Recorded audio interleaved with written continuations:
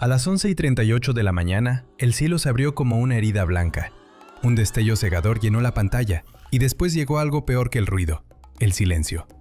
Frente a miles de personas, el transbordador Challenger desapareció en una nube de fuego. Pero ese no fue el verdadero comienzo de la tragedia.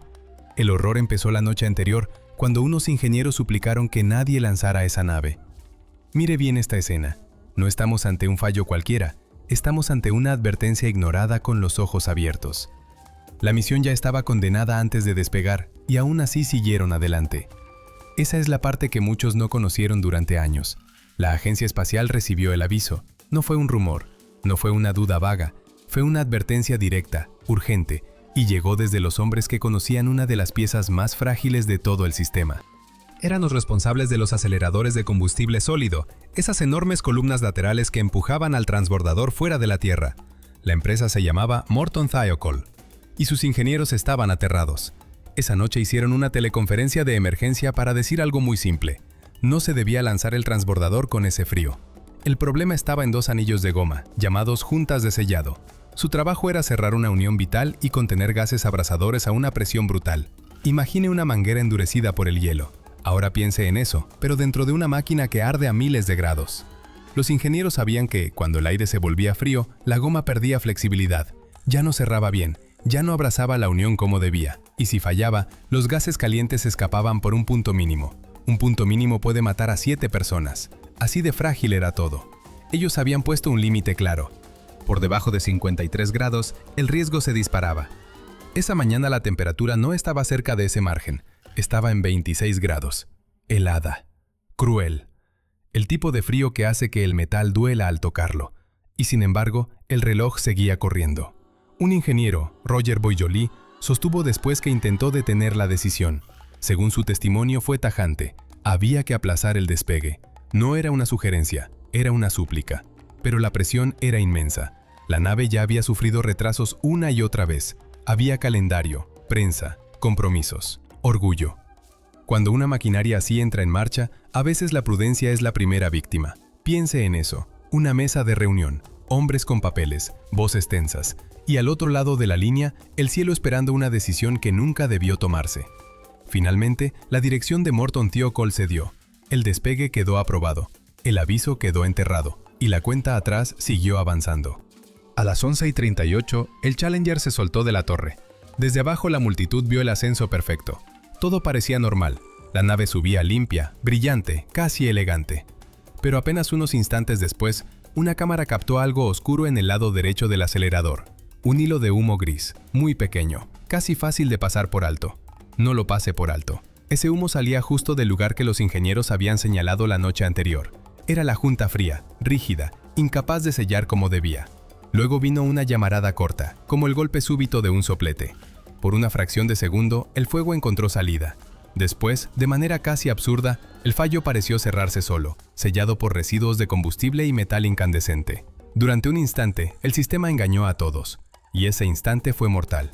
Dentro de la cabina, el comandante Dick Scobie guiaba la misión con calma. A su lado iba el piloto. Mire la escena con los ojos cerrados. Una cabina estrecha, pantallas iluminadas, el zumbido constante. 7 personas confiando en que todo seguía en orden. Afuera, la nave ya rozaba una velocidad brutal. Pero allí dentro, todavía había rutina. Todavía había voces tranquilas. Poco después, Michael Smith habló por la comunicación interna. Su voz sonó serena, casi doméstica, como si aquel ascenso fuera uno más. Y entonces llegó la instrucción desde tierra: aumentar potencia. La respuesta de Scobie fue clara, breve, segura. Esas fueron las últimas palabras que el público oyó de la tripulación. Luego, el fallo oculto volvió a abrirse. A aquella altura, el transbordador ya ascendía entre fuerzas salvajes. La presión sobre la estructura era máxima. El fuego regresó, pero esta vez no como humo tímido. Regresó como una lengua blanca, recta, feroz. Un chorro de energía apuntó directamente al gran tanque exterior, ese cilindro naranja gigantesco que guardaba combustible líquido en cantidades monstruosas. Dentro llevaba hidrógeno y oxígeno líquidos, una combinación que convierte cualquier herida en catástrofe. A los 73 segundos, el tanque quedó envuelto por completo. El fondo cedió, el combustible se derramó, y en menos de un segundo, todo el vehículo quedó tragado por una bola de fuego enorme y desordenada. La gente en tierra vio una nube inmensa y pensó en una explosión. Los presentadores se quedaron inmóviles. En la sala de control, las pantallas perdieron claridad. La imagen era tan brutal que parecía terminar la historia allí mismo. Pero no la terminaba. Esa es la mentira que se instaló primero, que todo había desaparecido de golpe, que los astronautas no habían sabido nada, que la muerte fue instantánea. Era una versión más cómoda, más limpia, más fácil de repetir, pero era falsa. El Challenger no estalló como una sola pieza, se deshizo, se quebró en el aire. El tanque exterior se rompió y liberó su contenido, mientras la cabina y el orbitador fueron arrancados por fuerzas aerodinámicas salvajes. Imagine el casco de una nave rasgado como papel por una mano invisible. Eso fue lo que ocurrió. La cabina de la tripulación, además, estaba construida con una resistencia extraordinaria. No se hizo polvo en ese primer golpe, se soltó del resto del vehículo y siguió subiendo. 30 segundos, quizá más. Ascendió todavía unos 25 segundos, hasta alcanzar cerca de 65.000 pies, antes de comenzar la caída larga y terrible hacia el Atlántico. Para la gente que miraba desde abajo, todo había terminado en una llamarada. Para lo que quedaba dentro, la pesadilla apenas empezaba. Aquí está la parte que hiela la sangre. La cabina no ardió de inmediato. El primer desastre no la destruyó al instante. Eso significa que, durante los primeros segundos, los 7 astronautas siguieron atrapados en un módulo cerrado, sometidos a una violencia inimaginable. Los cálculos posteriores apuntan a fuerzas de entre 12 y 20 veces la gravedad normal. Póngase por un momento en ese lugar, no en la multitud, no en la sala de control, dentro, sujetado a un asiento, con el cuerpo aplastado por una presión brutal, mientras el mundo se rompe afuera. Nadie oyó ese momento, nadie lo vio completo, pero el Challenger no cayó como una chispa que desaparece. Cayó como una herida abierta que siguió viva durante segundos eternos. Y todavía faltaba descubrir qué dejaron atrás en esos segundos. Eso no significaba una muerte instantánea, ni de lejos. Los pilotos de caza soportan fuerzas brutales una y otra vez y siguen conscientes. Lo terrible aquí es otra cosa. Esas fuerzas pudieron durar apenas unos segundos. Después, todo se deshizo casi en silencio. Imagínelo, un cuerpo aún sujeto al asiento. Un panel ardiendo. Y de pronto, el vacío. La búsqueda empezó enseguida, como empieza siempre una esperanza desesperada. Pero en pocas horas ya estaba claro que aquello no sería un rescate. Sería una recogida de restos. Durante semanas, barcos y buzos peinaron el océano. Sacaron metal retorcido, paneles quemados y piezas del acelerador. El casco principal, sin embargo, no aparecía. Eso era lo que faltaba, y esa ausencia decía mucho más que cualquier comunicado. Piense en el mar esa mañana, no como una postal, sino como una tumba fría y abierta. Sobre la superficie quedaban manchas oscuras, fragmentos aislados, humo viejo mezclado con sal. Bajo el agua, todo era silencio y barro. Cada inmersión añadía una pieza más al rompecabezas, pero ninguna devolvía la respuesta central. ¿Dónde estaba la cabina de la tripulación? La respuesta llegó casi 6 semanas después. El 7 de marzo de 1986, el barco hidroacústico USS Preserver localizó por fin el compartimento. Estaba a unos 30 metros de profundidad.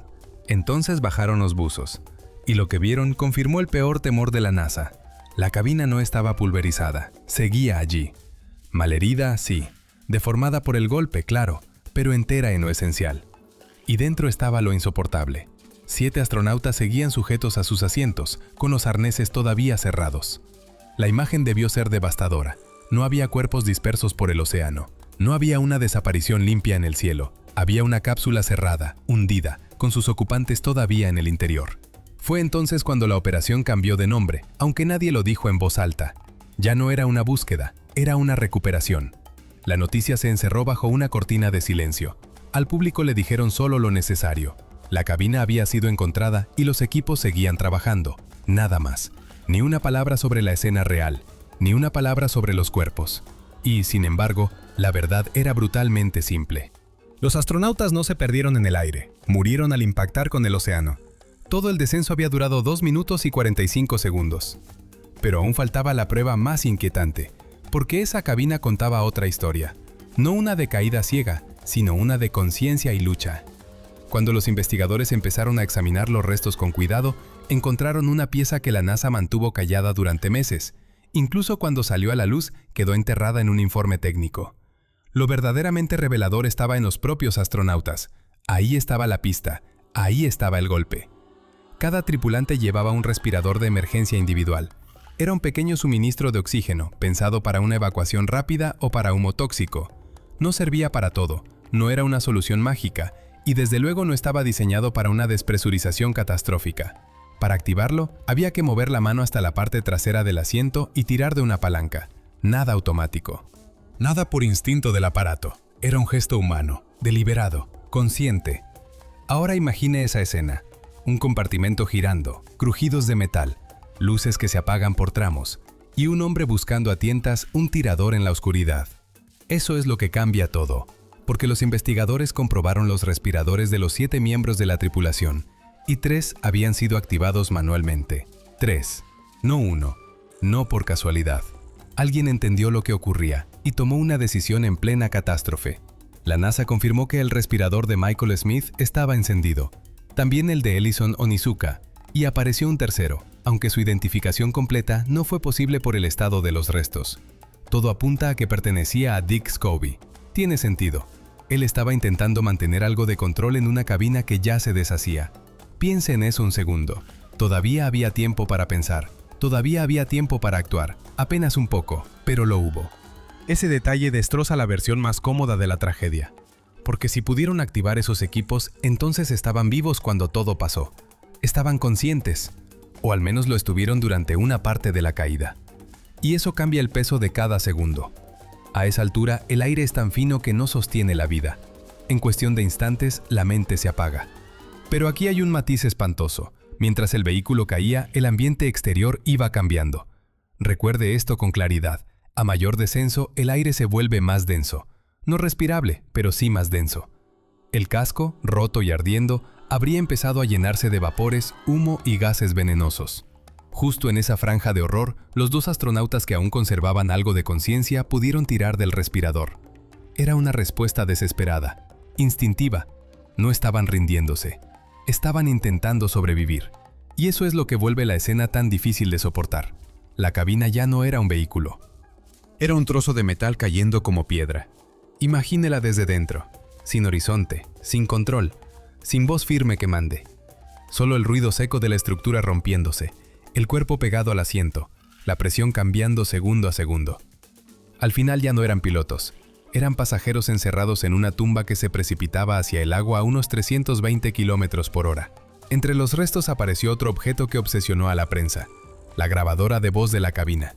Todos querían saber qué se había dicho en esos últimos instantes, qué palabra quedó atrapada allí dentro, qué sonido antecedió al desastre. La NASA tardó mucho en mostrar la transcripción completa. Cuando lo hizo, la pieza más famosa fue breve y casi cruel en su sencillez. Michael Smith pudo haber soltado un ¡ay! O un ¡oh! Justo cuando la nave empezó a romperse. Después, solo quedó estática. Y silencio. O eso pareció durante un tiempo, porque la cinta de voz no era la única memoria de la cabina. Había otra grabación, mucho más fría, mucho más precisa, la de los datos. Ahí estaba la temperatura, ahí estaba la presión, ahí estaba el instante exacto del fallo. Y ahí, juntos, estaban también los signos del desastre en los sellos de las uniones. Un detalle técnico, sí, pero letal. De esos que no dejan espacio para la fantasía. Si quiere entender por qué esta historia pesa tanto, debe mirar esa combinación. No solo se rompió un vehículo, se rompió la idea de que todo había terminado en un instante indoloro. Los datos y los respiradores contaban otra cosa. Contaban que hubo conciencia, al menos por un tramo, que hubo reacción, que hubo un intento de pelear contra lo inevitable. Y luego vino el golpe final. La superficie del océano no perdonó nada. Entonces surge la otra pregunta, la que sigue mordiendo. Si la verdad era tan dura, ¿por qué esconderla? ¿Por qué dejar que el país creyera durante tanto tiempo en una especie de explosión limpia, casi instantánea? La respuesta tiene que ver con algo más delicado que la técnica.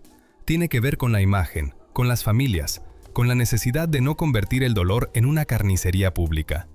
Los 7 astronautas, Scobie, Smith, Onizuka, Resnick, McNair, Jarvis y McAuliffe, ya eran nombres convertidos en símbolos. Las familias ya habían atravesado un infierno que se volvió público, y aún así, alguien tuvo que decidir si también debían conocer el último segundo de sus seres queridos. No solo el final, cada sacudida, cada instante perdido en el vacío. Ese hombre fue el Dr. Joseph Kerwin, director de Ciencias Biológicas de la NASA y antiguo astronauta. Él redactó el informe oficial sobre la muerte de la tripulación, y eligió una palabra con una precisión casi cruel.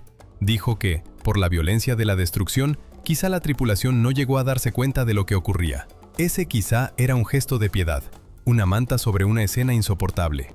Una forma de proteger a viudas, hijos y padres de una verdad más dura. La verdad completa no ofrecía consuelo, solo dejaba un silencio helado. Porque ocultar los detalles no era únicamente una maniobra de imagen. Algunos lo vieron así, como un acto de compasión. Pero había algo más grande detrás. El programa del transbordador no era solo ciencia, era bandera, poder, futuro. Era Estados Unidos queriendo demostrar que el espacio ya no era un abismo prohibido. Era un negocio de miles de millones. Y encima de todo estaba la campaña de la maestra en el espacio, pensada para convencer al país de que volar arriba ya era casi rutina. Mire esa imagen con atención. Un vehículo blanco, brillante, presentado como una máquina segura, un símbolo nacional. Y sin embargo, bajo esa superficie pulida había una historia mucho más negra. La versión oficial hablaba de un final heroico, de hombres que cayeron como guerreros. La realidad, según reconstrucciones posteriores, fue otra, mucho peor. La tripulación pudo haber permanecido consciente durante 2 minutos y medio. 2 minutos y medio en caída. 2 minutos y medio intentando activar los equipos de respiración. 2 minutos y medio de golpes, sacudidas y un impacto final que nadie puede imaginar sin estremecerse. Eso no suena a gloria. Suena a encierro. Suena a una trampa diseñada para no dejar salida. Y ahí está el verdadero escalofrío. Si un transbordador debía permitir escape de emergencia, entonces esa posibilidad quedó convertida en una mentira cruel. La nave prometía salvación, pero ese día parecía una caja cerrada a toda velocidad. Esa es la imagen que no dejaba dormir a nadie. La verdad que se ocultó no era que la tripulación siguiera viva en algún lugar remoto. No había isla, ni milagro, ni segunda vida escondida. El encubrimiento era más frío, más institucional. Durante años, la NASA ya sabía que los anillos de sellado daban problemas. No una vez, muchas veces. Había datos de vuelos anteriores que mostraban erosión y fugas de gas, y aún así, la máquina seguía volando. Piensa en eso durante un segundo. Un defecto pequeño, un detalle de goma, algo que parece insignificante al lado de un cohete entero, pero ese pequeño anillo fue tratado como un fallo crítico de máxima gravedad. El tipo de fallo que, si se repite una sola vez, puede matar al vehículo y a la tripulación completa. Era una advertencia escrita con letras rojas. Y siguieron adelante.